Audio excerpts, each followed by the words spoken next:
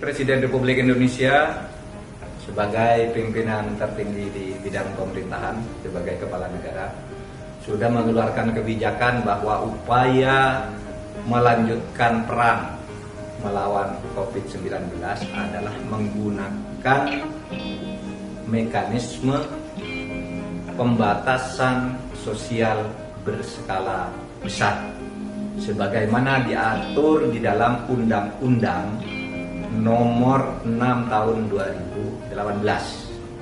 Nah, di dalam undang-undang itu dikatakan untuk menentukan satu mekanisme dan strategi bahkan itu harus dinyatakan dulu negara dalam keadaan darurat kesehatan. Pemerintah hari ini mengeluarkan sebuah kepres negara sekarang dalam keadaan darurat kesehatan. Nah, setelah negara dalam keadaan darurat kesehatan inilah kemudian muncul pilihan strategi yang diatur oleh undang-undang, yaitu pembatasan sosial berskala besar. Itu sudah mencakup semua ide untuk menyelesaikan berbagai persoalan, membatasi gerakan-gerakan orang dan barang dari satu tempat ke tempat lain menggunakan mekanisme itu. Jadi ada yang bersuara soal karantina, ada bersuara soal lockdown dan sebagainya, sudah tercakup di situ semua. Pemerintah daerah diberi keleluasaan untuk bergerak di dalam kebijakan itu, tetapi tetap dalam ritme kekompakan dengan pemerintah pusat seperti yang selama ini. Jangan mencoba berpikir bahwa pemerintah pusat dan pemerintah daerah itu tidak kompak. Selama ini sudah kompak. Hanya masyarakat menarasikan secara berbeda-beda saja. Sebenarnya sudah kompak. Tiap hari kami selalu berkoordinasi dengan gubernur. Dalam 2 hari ini kami 4 kali sudah rapat dengan gubernur dan efektif. Semua menyatakan ada di dalam satu komando.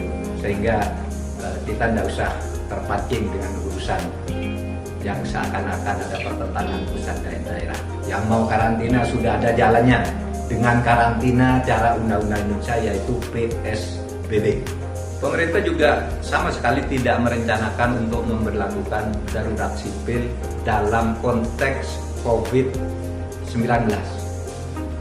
Ketentuan tentang darurat sipil itu ada undang-undangnya sendiri yang berlaku sejak tahun 1959, yaitu dengan Undang-Undang Nomor 23 Perpu tahun 59. Di situ dinyatakan pemerintah bisa menyatakan negara dalam status darurat sipil, dan itu sudah ada, tidak diberlakukan sekarang. Undang-undang itu sudah standby, tapi hanya diberlakukan nanti kalau diperlukan. Kalau keadaan ini menghendaki darurat sipil, baru itu diberlakukan.